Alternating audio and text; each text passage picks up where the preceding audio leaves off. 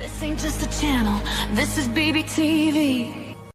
Welcome to What the Fork Wednesday, the stories that make you stop, blink twice, and ask yourself how this is real life. Logic has left the building. Let's begin.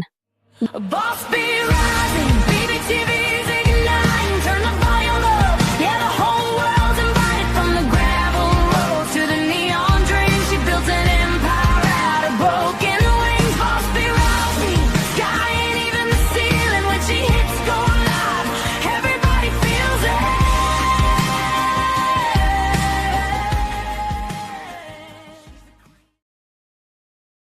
Hey, welcome back, everybody. It's AskABee What the Fork Wednesday. First, I want to start with I am apologizing for yesterday. Unforeseeable circumstances kept me away from you all, but hey, here I am, back again. Okay.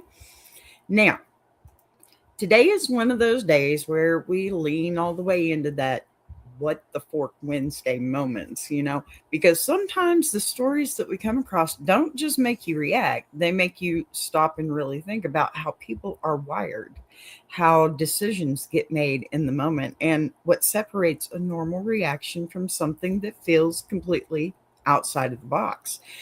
And that's the space where we're stepping into today, okay? Because not every What the Fork moment is chaos, not even What the Fork moment messy, Sometimes it's just a situation where you sit there and you go, I would not have handled that the same way.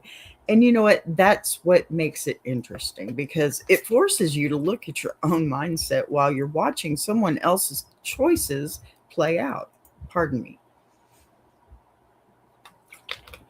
One of those days. Now, I'm going to be real with you.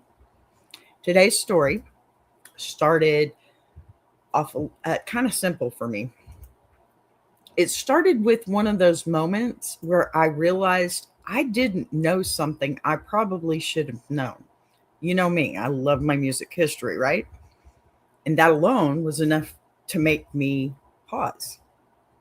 But as I started digging and I started connecting the dots, it turned into something else entirely. It turned into a moment that made me question not what happened, but why it happened the way it did. And that's what we're going to do today. We're not just telling a story, we're unpacking a moment. We're looking at the kind of people or kind of decision that most people wouldn't make, and asking what it actually says about the person who did. So sorry, my Beyonce's messing with me. So as we get into this, I want you to think about that for yourself, okay? Not just what we're hearing, but how you would respond if you were in the same situation, because that's where the real conversation lives. So go ahead, settle in, get comfortable, and let's get into today's What the Fork Wednesday. Now, my What the Fork moment, I want to start this out with today. You ever have one of those moments where something clicks and you just sit there like, hold on, how did I not know this? Because that was me just recently, okay? And I'm not even going to pretend otherwise. I was just scrolling, minding my business, not thinking too deep about, anything. And I came across something about David Grohl. Now, in my mind, David Grohl has always been Foo Fighters, right? That's the image that I had locked in. Front man, guitar. Wrong one. Come down there. There we go. David Grohl. Okay. That's the image I had locked in right there. Front man, guitar. Voice, the guy out front carrying the whole show. And of course, their drummer and his passing and everything, that I know that part. And that's where my brain left it. I never questioned it. I never dug deeper because it already made sense to me. It was clean. It was simple. It fit, right? And then I saw it. One of the bands that I love so deeply, okay, which I think samples obviously so many things, and just the most tragic story in rock, if you ask me, okay? Does anybody else know who David Grohl was the drummer for? Yeah, Nirvana. How did I not know that? Listen, I literally stopped because I know Nirvana, okay? I know Nirvana. Everybody knows Nirvana, right? I'm 54 years old. I should know I love Nirvana. That's not the part that surprised me, obviously. What surprised me was realizing I never actually connected those two things in my head in a real way. Yeah. I might have heard it before somewhere in passing, but it never landed. It never stuck. It never registered in a way that made me understand it. And in that moment, it hit all at once. The same man I've been watching lead Foo Fighters all these years. I'm 54, y'all. I'm old. Hi, teacher of faith. Good to see you. Thank you for being here. But seriously, okay, Foo Fighters all these years was sitting behind the drum kit in one of the most influential bands in rock history. And I just sat there thinking, how many other things like this have I completely missed? Because I have. Your mom's 52. Oh, well, that's a great age. Look, we're not playing this game. You need to go away, sir. No, sir. I don't even know who the heck. Okay, so, and 52 is a great age for your mom. I'm so happy to hear it. I'm glad you still have her too. So, look, y'all, this made me realize something really quick. We don't always see the full picture of the people we're watching. We see the version that's presented to us, right? The versions that are current, the version that's active right now, and we lock that in as the truth without ever really asking what came before it and how it connects. And I started thinking about how easy it is to put people in boxes. Like, okay, look, this is who they are. This is what they do. And we don't question it because it works for us, right? It keeps things simple. It keeps things easy to understand. And when it comes to rock music, you know you don't understand everything, right? You just don't. Even as much of an enthusiast as I am. Then you get hit with a moment like that, right? And it breaks the box completely because now you have to reconcile two versions of the same person and realize they were always both true. Night, I'm in it again. Okay, I don't understand what that means, but hi. Thank you for being here. You just didn't see what happened here. And that's where the real what the fork moment came in for me. Not just that he was the drummer for Nirvana, but that I had gone this long without really understanding that connection. Wow. And once that door opened, I did what we all do. I started digging because now I need context. I mean, that's a heck of a rabbit hole, y'all. Now I needed to understand how that transition even happened. I mean, first off, let's be real here. The first thing I thought is, oh my gosh, the things that he's lived through that I didn't even know, that gave me a different perspective about him. I mean, immediately, right? How do you go from being behind the kit in a band like Nirvana to stepping out front and leading your own band like Foo Fighters? It's beyond me, but I'm amazed, right? That's not a small shift. That's not something you just casually do. That's a complete, the end of Nirvana could have totally ruined him for the rest of his life. Seriously. That's a completely different role, a completely different level of responsibility that he just thrusts himself into after such a tragic happening, and completely different. He's completely different, right? A different presence, different music, different everything. Night. I'm and again, please, no Keisha, no say me, no speak English. Okay. Well, thank you for being here. I'm not sure what you're asking, but all I speak is English. So, the more I thought about it, the more I realized that this wasn't just a random fact. Okay, this was a setup. This was the beginning of a story that I hadn't fully paid attention to. And once I started pulling on that thread, that's when I found the moment we're talking about today. Because what started was as a simple realization turned into something that made me stop again and go, now, wait a minute, because of this, because if this is the same person, if this is the same guy who made that kind of transition, then what kind of mindset does that take? Right? Hello, I am reading your message. Thank you. What kind of person do you have to be to move like that? Hi, Ellen. I'm good, honey. How are you? I'm so happy to see you, doll. Hope everything's going okay on your side too, sweetie. I love you. Y'all get over there and see Ellen. She's the bestest ever. Oh, I'm good, honey. I'm good. Just wore out, It's just life. Oh, a knee replacement. Oh, you know what? I probably need to do that myself.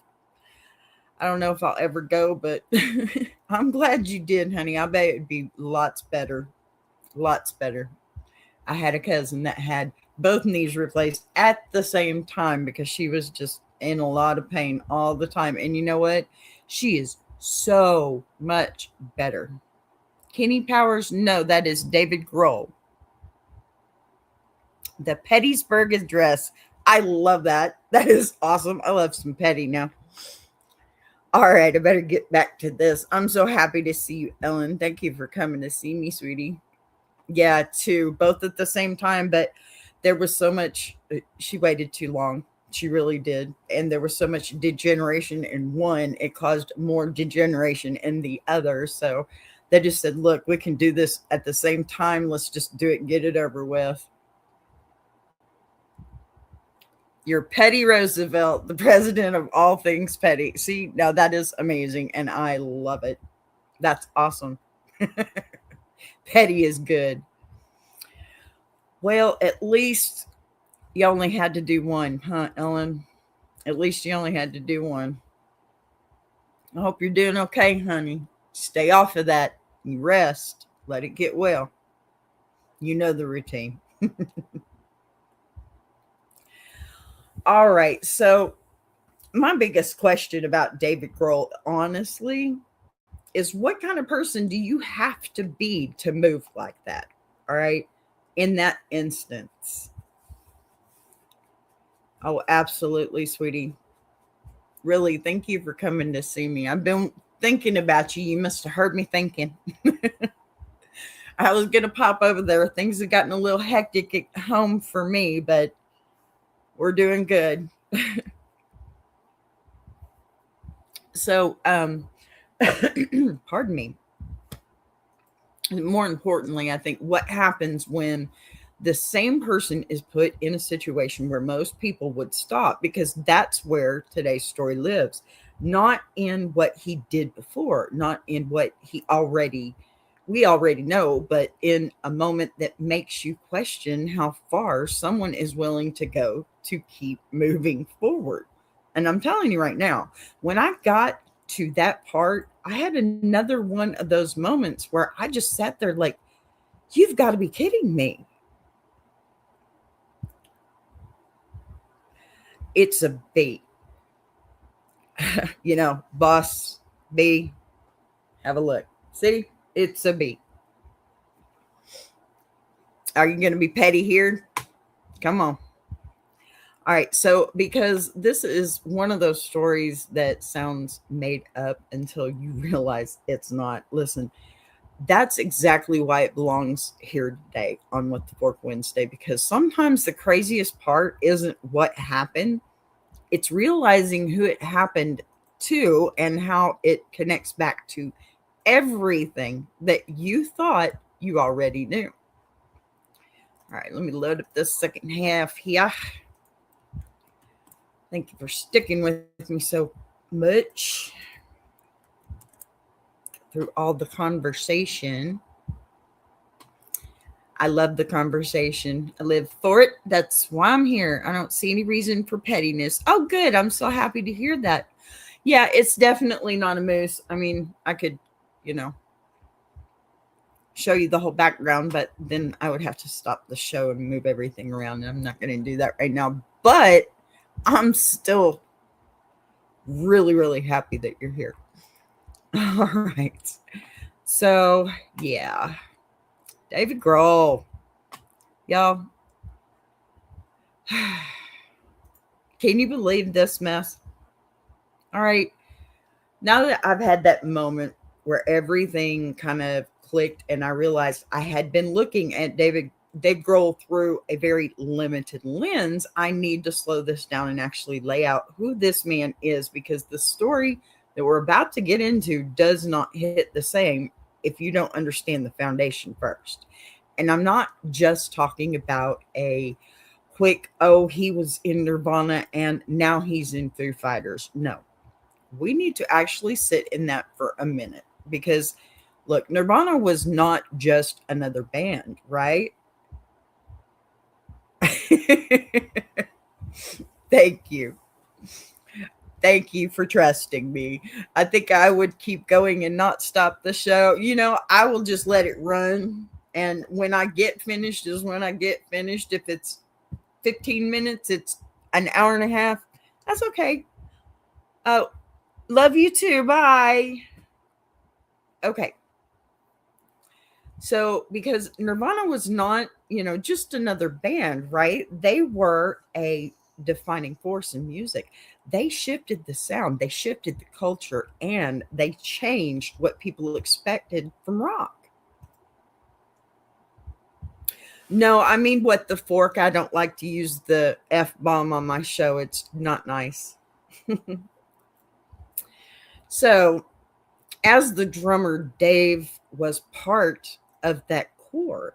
He was not just background noise. He was not just keeping rhythm. He was part of that, of what made that sound feel the way that it did. And when you are part of something that big, something that impactful, something that becomes a piece of history, you don't just walk away from that lightly. Most people wouldn't, right? Because there is a certain level of identity that comes with being part of something like that. It becomes who you are in the eyes of the world. And for a lot of people, that's enough. That's the peak. That's the thing they hold on to and build around. But what makes this different, what makes him different, is what happened after. Because when Nirvana ended, that it could have been the end of his story, at least in that spotlight. He could have stayed behind the scenes, he could have stayed in that drummer role in a different band, worked with other artists, continued to be part of the music world without stepping in to a new lane, which is what he did. And nobody would have questioned that after what he went through with the lead singer of Nirvana's passing. So nobody would have said he was doing it wrong, because that's the expected path. That's the comfortable path. That's, what makes sense. But instead, no, he chose something that doesn't make immediate sense when you really think about it. He stepped forward. He, not just a little bit, not testing the waters, but fully stepped into a completely different role. He built Foo Fighters from the ground up and became the frontman. Now he's not behind the kit anymore. Now he's the voice with a different instrument. Now he's the presence.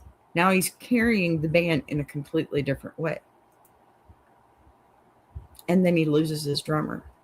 And you know what? He's still out there. And if you really sit in all that, that is not a small shift. That is not something you just casually do. That is a complete identity change in the public eye. And I mean, how many times do you think he's had to reinvent himself through all these processes? Because being a drummer and being a frontman are two entirely different things. One is supporting the structure. The other is leading the entire thing, right?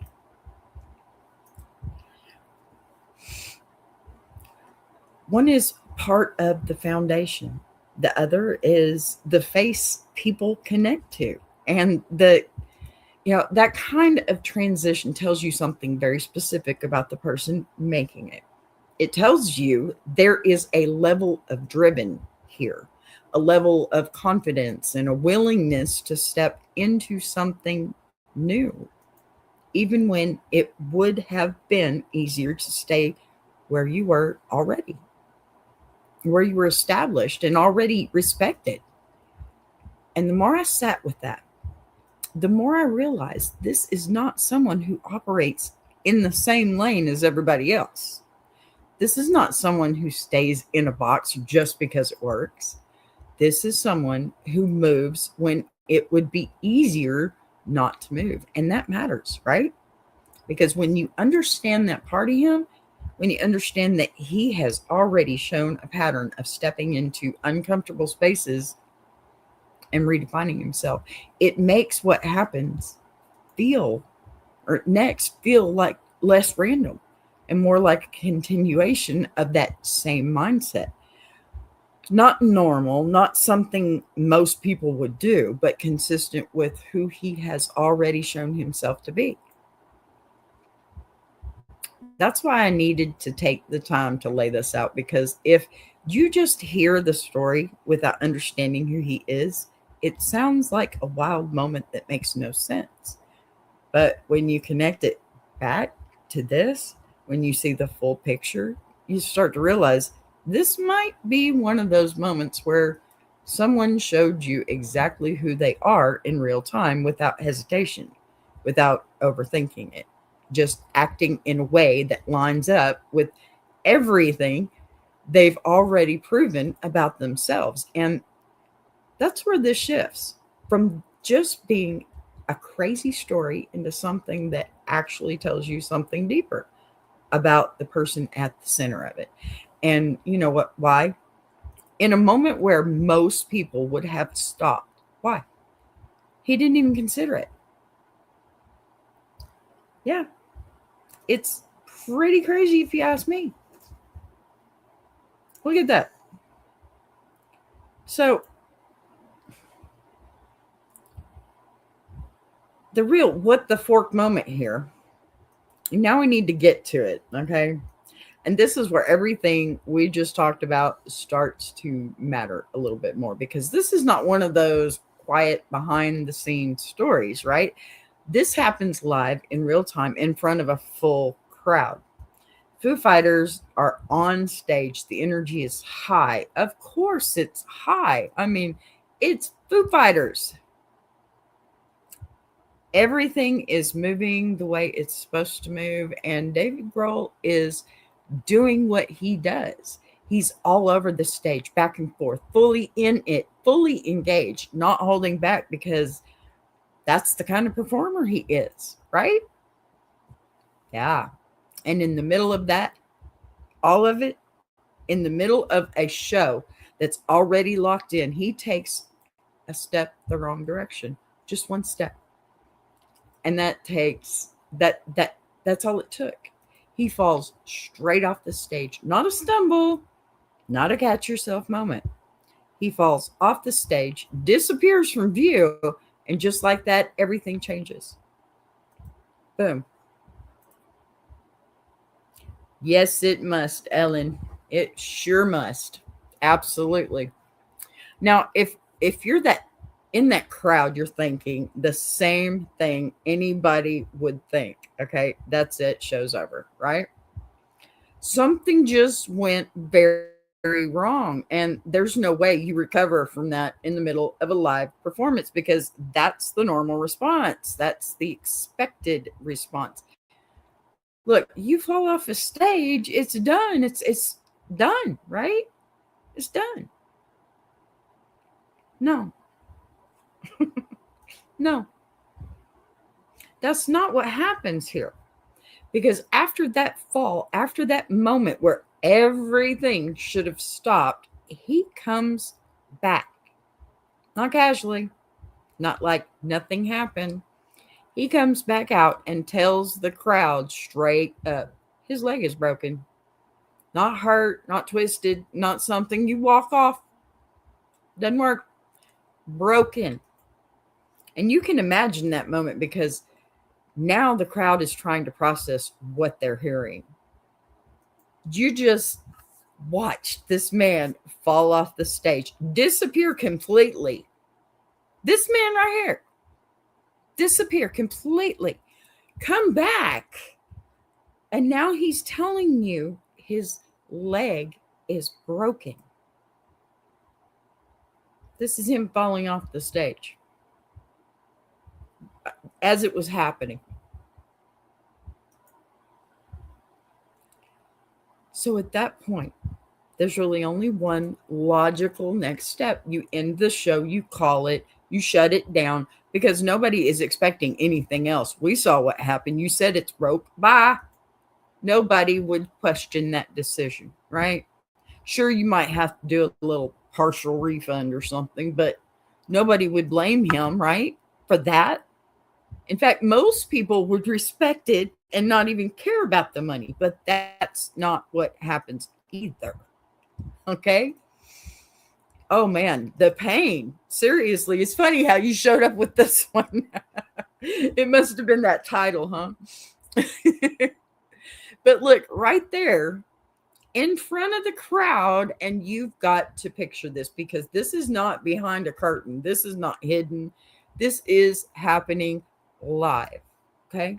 It's happening live. I've got to, yes. This is him on the ground. This is the projector. They're looking at him just after he fell. They are stabilizing his leg while the show is still technically going. And at this point, you would think, okay, maybe they're just getting him ready to leave safely. Maybe this is the step before everything shuts down. Okay, but no, that's not what's happening here. Because once his leg is stabilized, once they've done what they need to do to make sure he's not going to make it worse, he makes a decision that is the entire reason we're talking about this today. The man, okay? The man, listen, y'all. Look at that. He decides to keep going. This is right after it happened. This is after they picked him up off the floor, got him back up on the stage, put a chair down for him, and this guy's sitting there stabilizing his leg until the show is over. Yeah, he decides to keep going, not stand up and push through it, not pretend it didn't happen. He sits down right there on stage and continues the show with a broken leg. Finishes the set, song after song, sitting there, still performing, still singing, still engaging. I mean, he fell. That's a long fall. A very long fall. And look at this. This is them putting him back on stage. Can you believe that mess?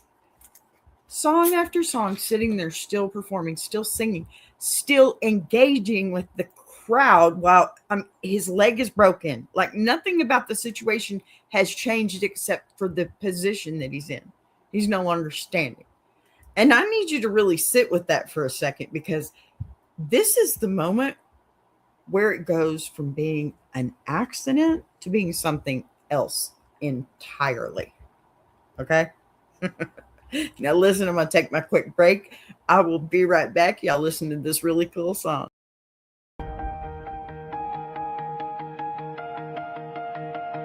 She came from the quiet storms, built a fire from the ground, turned a whisper to a warning.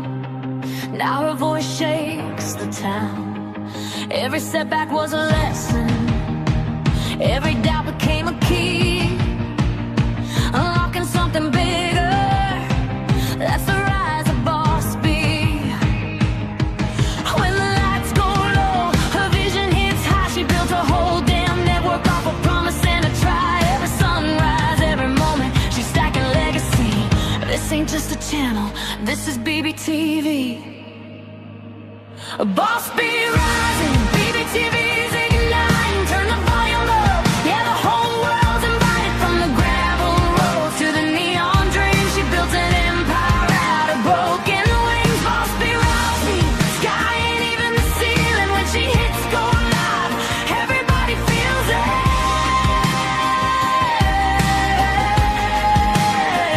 She's the queen of the comeback, the storm in the stream, crafting stories out of heartbeats, making visions out of dreams.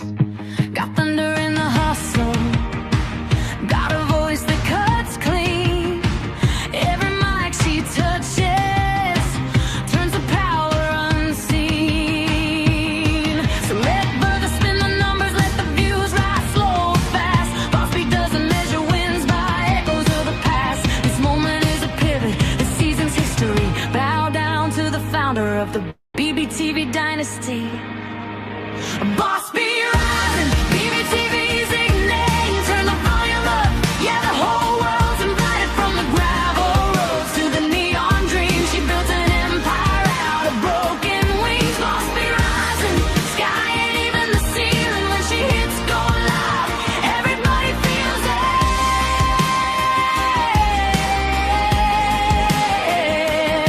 She's got fire in the head, it's got truth in the frame, got a heart that won't retire and a gift you can't name. Every loop, every letter, every dream she sets free, it's a love note to the world sign.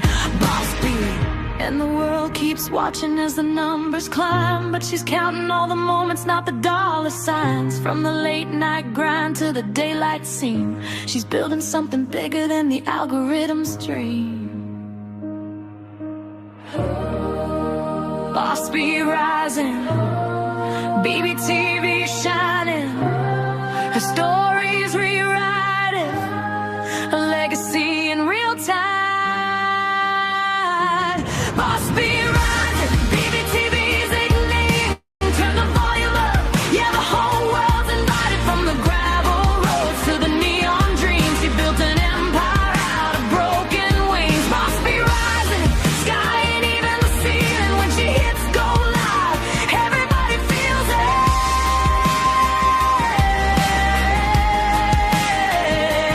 BBTV, where the stories breathe. BBTV, where the dreamers believe. Boss Bee rising, watch her take her place. This is BBTV, this is her grace.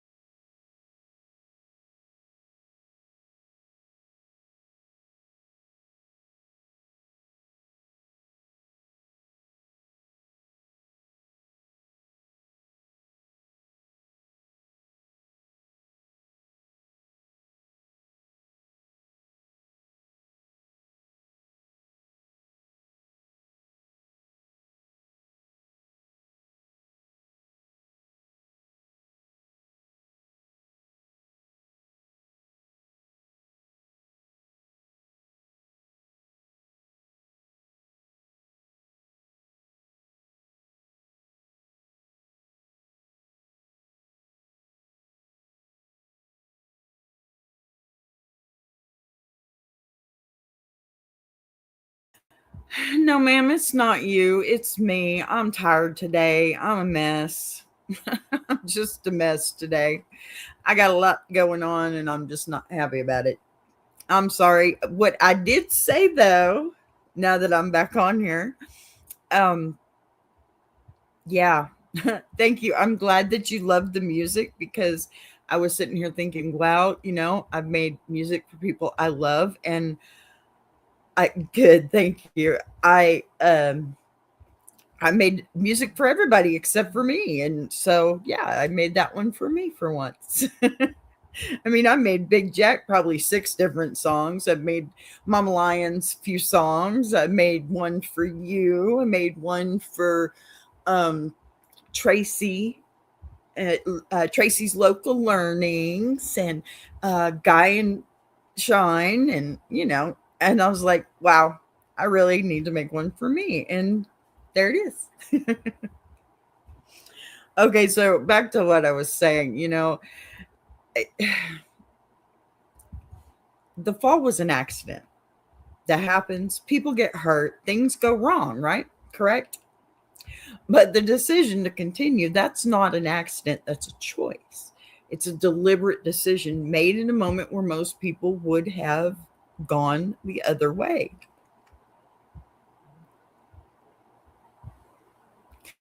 Aw, awesome. You know what, honey? Your show's just, I'm so proud of you. I really am. I am so proud of you. You go, girl. You go, girl. So the more you think about it, the more, it starts to hit you that this is not normal behavior. Okay. This is not how most people operate because pain like that, an injury like that, it changes everything in an instant. It tells you to stop, tells you to protect yourself. It tells you to step away. And he ignored all of that and said, no, we're finishing this. And he absolutely did. Just like this. Look, guitar in hand. And, that's the part that makes you sit back and go, what the fork kind of mindset does it take? Because it's not just about toughness. It's not about pushing through. It's something deeper than that. It's a refusal to stop once something has started. A refusal to let the moment and the way it was supposed to end, and instead reshaping it into something else entirely. And that's why this moment stands out to me, truly does, because it's not just a story about someone getting hurt, okay? It's a story about what someone chooses to do immediately after everything goes wrong and how that choice defines the moment more than the accident ever could. It's a crazy decision to make, if you ask me. I mean, to get back up on stage after falling, number one, I'd probably be pretty embarrassed, but then I'd be thinking about it, he probably didn't have that inhibition, right? I mean, the adrenaline was probably pumping already. I mean, look at that. Nice and stable. Guy had to hold the thing. Seriously. Look at him. And that's him at a different concert after getting the cast and everything in a chair with his guitar. Seriously. He even got himself a throne for it. Look. Just hold on a minute, because this is the part where I need to slow this all the way down and really sit in what we just heard. Because on the surface, it sounds kind of simple, right? He broke his leg. He finished the show. That's the headline. That's the clip. That's the whole story that people repeat. But when you actually think about it, when you really break it down step by step, or step, no step, nothing about that decision makes sense in a normal world. Because let's be real for a second. If you fall off a stage and break your leg, your first thought is not, let me finish this set. Your first thought is, something is wrong. I got to stop. That's instinct. That's your body telling you, hey, this hurts. That's how most people are wired. Pain is supposed to tell you to pause, to protect yourself, to step back. So when someone does the exact opposite of that, when someone experiences that level of injury and still chooses to keep going, wow. You have to ask yourself, what is that? What is driving that decision? Because it's not just adrenaline, it's not just the crowd, it's not just being in the moment. There's something deeper there, something that overrides all of the normal signals that would tell you to shut it down. And I keep coming back to that question. At what point do you say, okay, enough is enough? Because clearly that point never came for him in this moment. And then you have to look at the people around him too, because this wasn't something that happened in isolation. There were medics there. There were people who knew exactly what kind of injury he was dealing with. And even in that environment, the decision was made to keep the show going. I don't know. I admire the strength here. I couldn't do it. And that makes you wonder, is that something that you allow, or is that something you try to stop? Because from the outside looking in, it feels like a moment where everything could have gone the other way. Everything could have just stopped and nobody would have questioned it. Nobody would have been upset. In fact, people probably would have respected it, but instead it became something else entirely. It became a moment that people talk about, a moment that people remember, and a moment that gets repeated because it doesn't fit into the normal way we expect things to go. And that's where the conversation shifts for me, because now it's not just about whether it was the right decision or the wrong decision. It becomes about what the decision represents. Is that dedication? Is it passion? Is that something you admire, or is that something you look at and say, maybe that went a little too far? I don't think there's a clean answer to that, because on one hand, okay, you can look at it and say, that's incredible. Wow. That's someone who refused to stop, someone who committed to finishing what they started, no matter what got in the way. And there's something in that people connect to, because we all like the idea of pushing through. I can't imagine, because do you realize how many times he's had to push through for some kind of pain? I mean, the leg, that's more simple than half the pain that he's had to push through in his lifetime. Not letting obstacles define his outcome. But on the other hand, you can also look at it and say, there has to be a line somewhere. I mean, how much can you stand? There has to be a point where you choose yourself over the moment, where you choose your health over the performance, and where you step back and say, this is not working, it's not worth making it worse. Okay. And that's where it gets interesting, because this moment lives right in the middle of those two ideas. It's not clean. It's not simple. It's not something you can easily label as right or wrong. It's one of those moments that just makes you sit there and think about how different people respond when everything goes sideways. Some people stop completely. Some people step back. And some people, like we just saw, adjust and keep going no matter what it looks like. Right, Ellen? I know you know what I'm talking about, honey. And if I've ever seen a stronger person, it's you. You know, maybe that's the real takeaway here, honestly. Not that everyone should do what he did, obviously.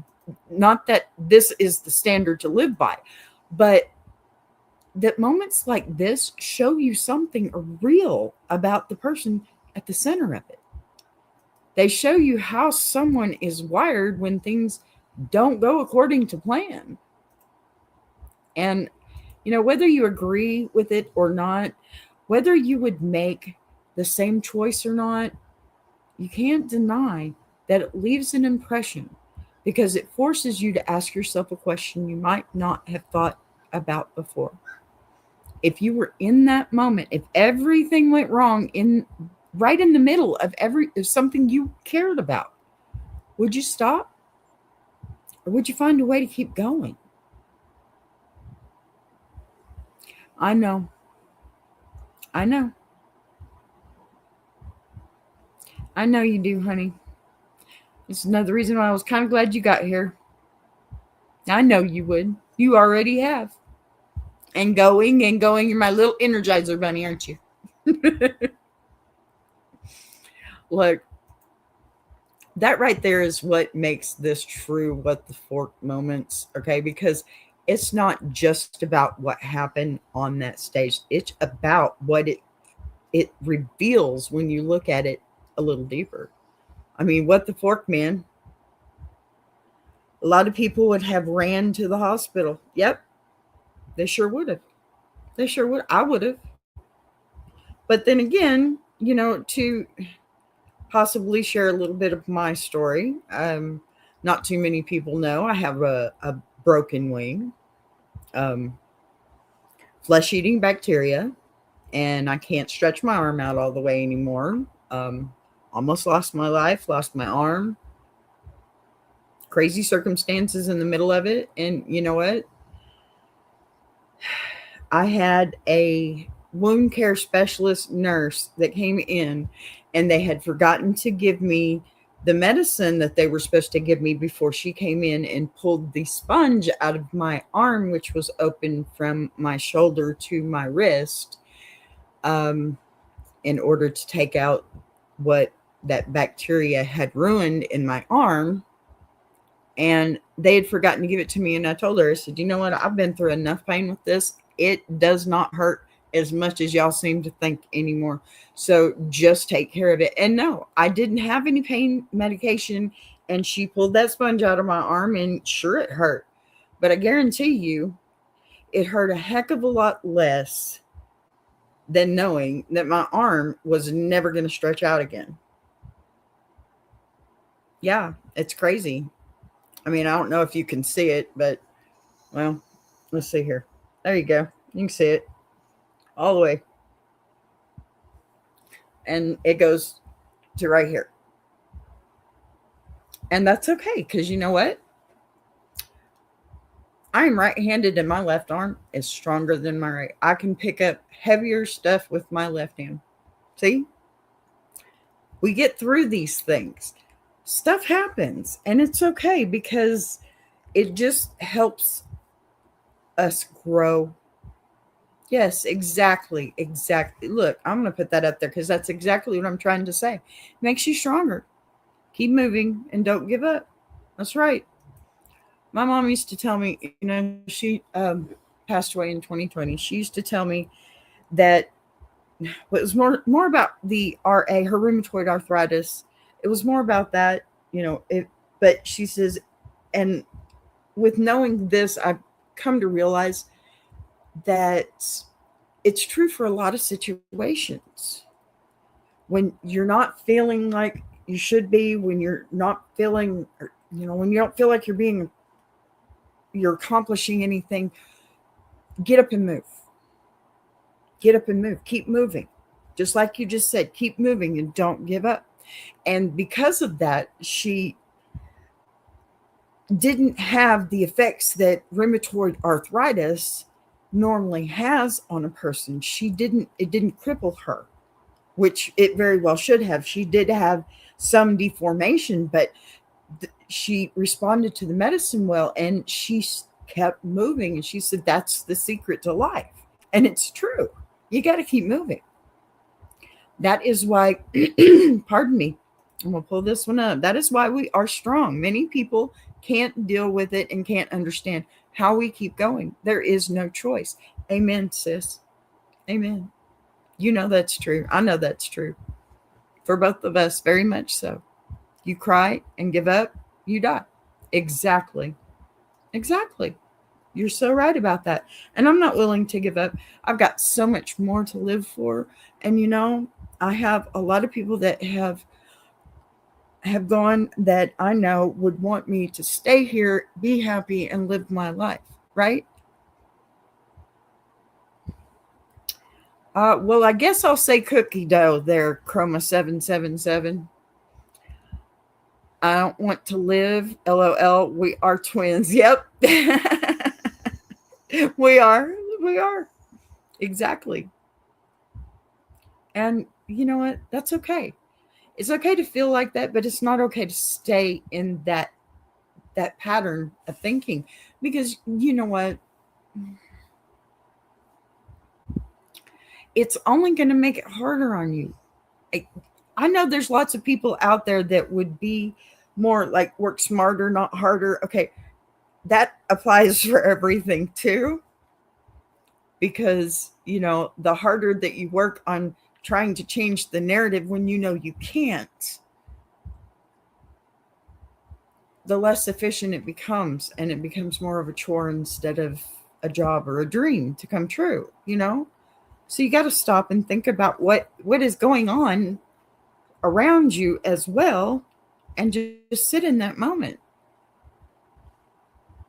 I get it and understand what you're saying. You have to grow. You always are moving forward, mistakes and all. Amen. Yeah, not saying. Okay, what I am saying. I got you, honey. And it's true. That's exactly it, honey. That is exactly it. You can't sit in that narrative for too long without it taking you down. And you know what? That's where the strength grows the most. Right before you're about to fall. It sucks, but it's true. So right there is where I'm going to leave that story, because let me tell you, Dave, I love me some Foo Fighters, okay, but Dave is a little crazy too. I mean, I can't imagine being in a band, not at the front, not being well known like the front singer, obviously, and not just for what happened when the band, I'm trying to keep away from that word, when he unalived himself, okay? That had to have been hard, just being in that band and knowing him and being that close to him, and then to turn around and instead of letting it destroy him, he turns around and he becomes more, and probably in honor of him, because he knew they were going somewhere before all that happened. And we know that, substances had a lot to do with what was going on there, but he panned through that too. They've even got a movie out, which is kind of corny and one of those kind of B horror kind of stupid movies. And I'm not saying it's terrible. I'm not giving it a bad review or anything like that. Go see it for yourself. But what would Nirvana be now, right? What would Dave be now if there was still a Nirvana? Being in Nirvana, experiencing all the drama. Can you imagine what he went through? I can't imagine. I know that's my point too. I cannot imagine. And then, he does all these wonderful things and grows and becomes this with the Foo Fighters. And oh my goodness, he loses his drummer, which just happened, I think, last year, to substance abuse, unfortunately. So that's 2 bands, 2 members that he's lost throughout these 2. Okay. How do you power through that? Because here's the deal. Okay. He is already out there doing his thing again, even now that he's lost his drummer. I mean, I understand you can replace a drummer, but you don't want to after being in a band with them all this time and actually making a huge name for yourself, right? Yes, he survived it all. His normal is different from ours. I know my normal is different than others. People look at me and can't believe what I went through. I get it, truly. I know you do, doll. I don't know. Something told you to come see this one today because preach, B, right? It's crazy how God puts you in other people's path. It really is crazy. It is. All right. So I'm going to have to get off of here now. I know you popped on my screen. See? Something told you to come over here. Amen. But I think he's always done that for both of us since I met you. I think he's done that for both of us. Amen. You're the best, sweetheart. I'm so glad you showed. I love you so much. Yes. All right. I'm going to leave this here because that is just a lot to process in one sitting, right? Thank you, honey. Thank you. And ditto on that one. I love you and I wish you all the best too. You too. All right. Those moments that stay with you, okay, not because of what happened on the surface, but because of what it represents once you really sit with it. X's and O's, baby girl. I love you so much. So, because at the end of the day, that wasn't just about a fall and it wasn't just about an injury. It was about a decision made in real time, under pressure, in front of a crowd where the easy choice and the expected choice were sitting right there. And still a different path was taken. That's what makes it a what the fork moment, because it forces you to pause and ask yourself what you would have done in that same position. Would you have stopped? Would you have stepped back and said, enough is enough? Or would you have found a way to keep going, even if it meant doing things differently than you planned, right? There's no right or wrong answer to that. And that's the point. These moments aren't here to tell you what you should do. They're here to show you how different people respond when things don't go according to plan. And sometimes seeing that is enough to shift the way you think about your own choices, your own limits, and, well, your own reactions when life throws you something unexpected. So, if nothing else, take that with you today. Think about how you respond when things go sideways and whether you're someone who stops or someone who just and keeps moving forward. Just go. Do it. Don't stop. Listen, as always, I appreciate you being here. I appreciate you taking the time to sit in these conversations. Ellen, honey, I appreciate you being here and having a conversation with me. I think I needed that just as much as you did, doll. I will see you next time. You guys get over there and see my buddies at Tuber Chat. And hey, I love you all. Buzz you later, guys. See you soon. I want to take a minute to shout out Tuber Chat. If you're a creator who's tired of surface level advice, and actually wants to understand how YouTube works, that's the space.